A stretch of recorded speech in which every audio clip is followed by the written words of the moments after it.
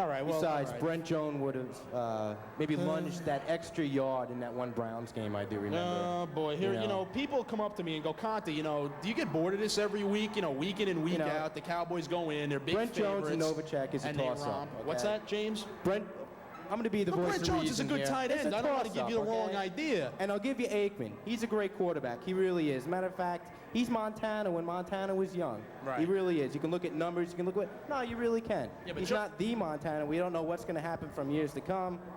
Right, we understand. Aikman and the big fat lineman, all right? That's what I'll give you. Aikman and the big fat lineman. Hey, that's too bad. It's, how did all those players get on that team, Did they just, they walked in and said, oh, hey, I want to play for the Cowboys. Can I try out? No, it's through tactful moves by then-coach Jimmy Johnson as we see another Cowboy... Interception, Troy Aikman. You got away there. Too bad, and he could go. Out of bounds. What was that, off a deflection? Who is that what happened there? Give him a prize. Give him that T-shirt. He deserves it. Anyway, I'm going to throw this T-shirt on that table over there. Good job. So maybe somebody will pick that up there. Grab that T-shirt there, Jet fan. There you go. We got some Jet fans down here. They brought some paper bags, thank God. There they are, baby. Just end the season. Get a shot of these guys right over here. We got some Jet fans coming down to the pub representing with their paper bags. The Jets are a sorry team, and I rail on them every week to no avail. There goes Michael Irvin just for the way you, it okay? is. That way to hold on to the ball, Michael, okay? Thank you. All right, well, the Cowboys turned the ball over again, and I'm not too worried about that because, they got the best defense in the league. He's going to go somewhere, right? Can I just say a word about Ricky Waters? We want to talk about sellouts. That's a sellout. Here's where me and the 40-Winer fans agree on a point here. Ricky Waters is a sellout. Both him and Deion Sanders represents everything that is wrong with the NFL today and sports in general. Well, now, what's wrong with Deion Sanders? Cleveland Browns, Deion Sanders, and Ricky Waters represents everything that's bad. Selling out to the biggest buyer. And that's why I hate the NFL Unfortunately, today. That's why I hate sports, and that's why I'm just giving up. Unfortunately, that's sports in the 90s, baby. Selling out, and that's what it's all about. Deion Sanders getting slammed for 35. Oh, Michael Irvin should have had that. That's right. He should have had it. Jerry Rice would have had it. Oh, yeah. But now the Eagles have the ball. What are they going to do with it, James? Yes. What are they going to do with the ball? They're marching where? This ain't the St. Patrick's Day parade. They're going nowhere, all right? Get out of here. They had the ball in the 22. When they get 3-and-out field goal. See, Dan picked a perfect night, okay? He picked Cowboys and Eagles when not much is on the line. He's hoping that the Cowboys are just going to totally handle the Eagles. James, he's getting a little nervous now, okay? So please, calm down, speak your mind, and maybe watch the Eagles upset the Cowboys. James, let me explain to you how this all came about, It'll be a perfect thing, right? You'll be watching TV. A beautiful guy. But instead, you'll come down. You'll be on TV, trash the Cowboy fan. Watch the Eagles beat the Cowboys. Let me tell you how this all came about. A beautiful guy by the name of Roy Govshavitz, general manager, BTV, come up to me one day. Oh, what happened? Oh, no. Is that prime time? No, not prime time. Just Was doing that it for the prime money. time? Just doing it for the money. Oh, that must be the money. Yo, you're in my way again, guy. I'm trying to see the game. Dan, I'm gonna go grab something to drink. This guy's in my way. I can't see. Before I go, I just wanted to say that you picked a good year to do this.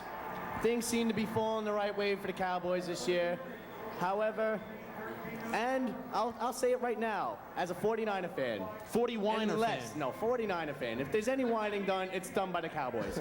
Now, I will say this. Unless any major injury comes to Emmitt Smith, or unless another NFL team steps up, you shall win the Super Bowl or a major upset. I'm glad you are conceding the Super Bowl to the Dallas. Where you going? You're leaving? All right, go get something to eat. Anthony's going to go get something to eat. I'm leaving here with James right now. If you're just joining us, we're here from the pub. We're watching the Cowboys playing the Eagles. Prime time just scored his first INT as a Dallas Cowboy. And the Cowboys are leading 7-3 right now. What's that back there? Oh, is that what it was? It was a punt. I can't see because you guys are in the way. I need some vision here, all right? All right, I got you. All right, just keep my line of vision there, all right? I just informed that was a punt they did on. Oh, did he really? All right, well, you double that one back to Roy. 2-2 back at you, all right? But anyway, the Cowboys are up 7-3 right now. If you're watching, you're flipping around because it's a commercial right now. Come down to the pub. We got free wings, we got some atmosphere, and we got somebody at the microphone who wants to say something. Hi, yes. It seems that these two guys over here, they know a lot about the game. Who's that? I want to see if they want to hang out later tonight. Who do you want to hang out with? My guests? Yes, these guys with the hair weaves over there, rooting for the 49ers. Well, actually, they're both wearing hats. How can you tell they're wearing hair weaves? I want to see. You guys want to hang out after the game? You seem to know, a lot about football and stuff. Thanks, man. All right. I'll see you later. All right, that's a real wacky guy up there, and we got another guy coming up to the podium who wants to speak something. I want to know how long you were crying when you found out that Leon Lett was a druggie. Well, after... Wait, come back here a second. What's your name? Doug. Doug, I see you're an Eagles fan. Yes, I am. Now, what possessed you to do that? Would you see him in that I'm from the Philadelphia area. Oh, you are? Have you been an Eagles fan your whole life? Yes, I have. All right. You got no excuse then. He just brought up the Leon Lett situation. If Leon Lett, the star defensive tackle, and Clayton Holmes were suspended for 4 games for testing positive for substance abuse. What that substance was, we don't know. It could have been corn pops for all I know. But, Leon Lett, after what he did in the Super Bowl a couple years ago, you knew he had to be on drugs. Slowing down there at the 10-yard line when the Cowboys were about to score the most points in a Super Bowl. But, what's that? 55-10, Joe Montana. That's right. His third MVP. That's right. The San Francisco 49ers hold the record for most points in a Super Bowl. They scored 55 against the Denver Broncos. And they still would have did it if they had Leon Lett. That's right. They probably could have done that. The Cowboys would have had 59 that year. But I'm not too concerned about that because everybody's got off-the-field problems. And before you judge someone, look in the mirror and, say, am I perfect? And, don't be casting those stones, baby. Because everybody's got problems. Everybody's got those skeletons in the closet. So before you judge Leon Lett, he's a good young player. He's a Pro Bowl quality guy. He's going to do his time, but he'll be back for the NFC title game in the Super Bowl as we watch Emmitt Smith, who will one day retire as the greatest running back of all time hopefully if he stays healthy. If he stays healthy, he will easily surpass Walter Payton, and you're kidding yourself if you think otherwise. Okay, first of all, I got 2 words for that. 2 words? Jim Brown. Yeah, Jim Brown's Jim Brown. All right, if he didn't get lured by the movies, all right, he wanted to be on the big screen. Hey, I wanted to love drop the Dirty their names. Dozen. Don't get me Everyone wrong. loves the Dirty Dozen, right? We might agree about that, okay? Lee Marvin. Come on. I love Lee Marvin. We all love Lee Marvin. We all love Jim Brown. It's a great okay? movie. Emmitt Smith does not even come close to being the greatest running back of all time. It's possible. He's got these big, fat linemen. You got to remember that, okay? That's right, true. There's He's got big, the fat big linemen. You got to linemen, remember okay? Jim Brown. Let's bring up Barry Sanders, okay? Barry Sanders. Let me tell you about Barry Sanders. All right, everybody says, you try to compare Barry Sanders to, Emmitt Smith, try to put him up in that class. But whenever anybody tries to mention Emmitt Smith and Barry Sanders in the same sentence, here's the one thing I tell them, baby. Barry Sanders, 13 carries for -1 yards in a playoff game against the Green Bay Packers. And you'll never see Emmitt Smith Let's talk about that game, right? first of all. Let's talk about that When was the last time you ever saw a defensive lineman against the Cowboys be in the backfield, okay? Wait, I thought you wanted to talk about the Lion-Packer game, the wild card game last year. That's what I'm talking about, okay? You just mentioned the Cowboys. Defense was, they were about to take the the handoff. Packers have a in great that game, defense okay? and whatnot, but you saw that the week after, Emmitt Smith rolled up like $1.20 as they headed into the NFC title game. So, Barry's, the problem with Barry Sanders is... All right, his running style is a little off, right? He does too much around of that east-west, all right? Watch Emmitt Smith right here. He's going to go... Well, they didn't give it to him. But Troy Aikman knows... See, that's what happens when you let Alvin Harper go to free agency.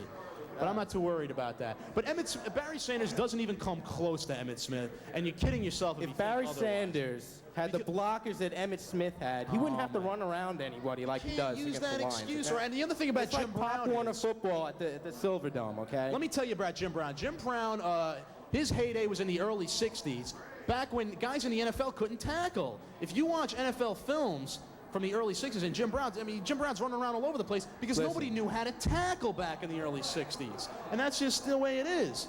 Now watch maybe Emmitt I Smith shouldn't have here. brought up Jim Brown. James, just do me a favor. Give him the ball. Come on.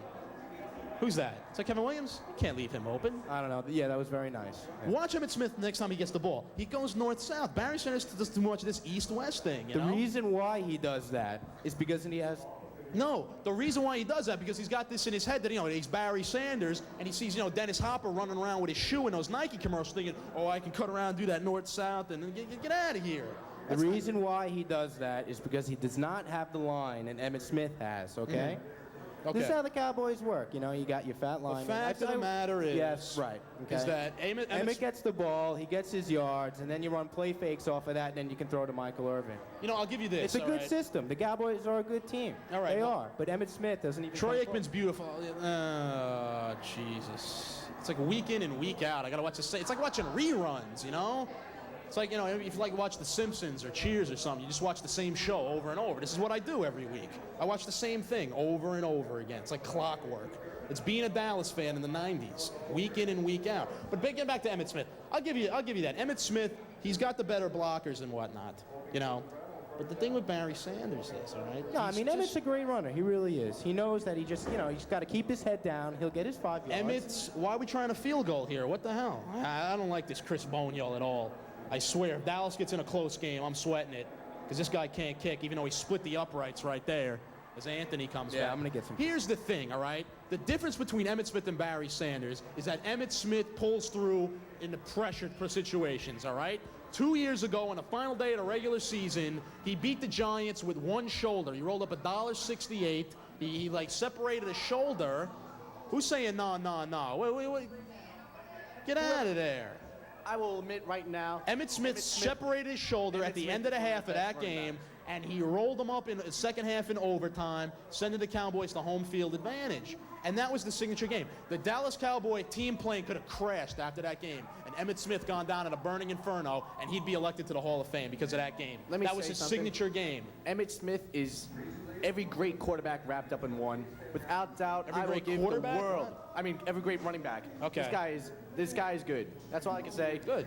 I mean, that's I've right. seen That's right. Come on here, 40-winer fan, against and the NFC bow to the Cowboys. That's right. Against the NFC championships and against the 49ers, every single time that he got the ball, there was yards gained. Oh, what a great commercial. Hey, Jerry Rice. Woo. Because not only can the 49ers not play football, but they can't sing either.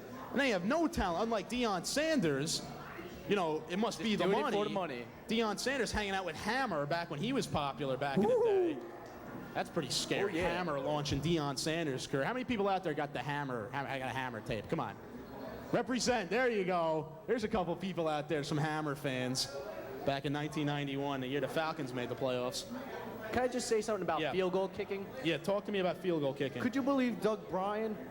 How funny is that? I was crying. I was watching the ESPN going, what the hell is wrong with this guy? The guy goes to New Orleans, kicks it right up the middle of the uprights every single time. Doug Bryan shanks 2 potential game-winning field goals for the 40-winers. They decide he's not their guy. He goes into New Orleans, goes 4 for 4, and leads the Saints to an upset win over the Rams.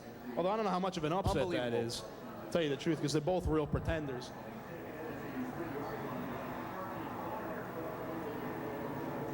Nice cutback. That guy's going nowhere. Joe Avisano is the best special teams coach in the game. He's got that unit all fired up and ready to go.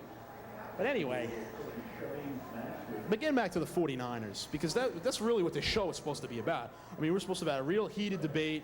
Me and all 40-winer fans who wanted to come on and talk to me because, you know, this was supposed to be the big showdown. Circle it on your calendar, November 12th, San Francisco and Dallas. They put 9 games at 1 o'clock because the only real game this week is on Sunday. But the fact is that showdown just dissipated, and it's a real shame if you're a football fan. And that's just the way it is. The true 49er fans will show up. The true 49ers will show up next week. Don't worry about it. Show up. Don't worry about it. Now, I see everybody out there dining on wings right now and enjoying the free wings courtesy of Marriott. If anybody wants to get up to the podium, because, I mean, anybody who's watched the show, or Giants if you're a football fan, anybody who wants to get up there and speak your mind, let's get that Giants fan go right ahead. I see Chris Brooks is getting up to get to the microphone. He was on my show a few weeks ago. What do you got for me there, Chris? How do you think the Giants are going to play against the Cowboys in the playoffs? In the playoffs? Yeah. Well, let me address your first point there. And the problem is that the Giants aren't going to get in the playoffs. When you lose to the Seattle Seahawks and, you know, drop to 3-6 and basically play mediocre all year, you can't expect to be in the playoffs. Second of all, should they back in, you know, they're driving that giant truck. They got it in reverse, backing into the playoffs. you ain't going to see Dallas for at least 2 weeks because, you know, the Cowboys are going to have that week off, what with home field advantage. So I really can't answer your question as to, you know, what's going to happen when the Giants meet the Cowboys in the playoff because, quite frankly, it ain't going to happen.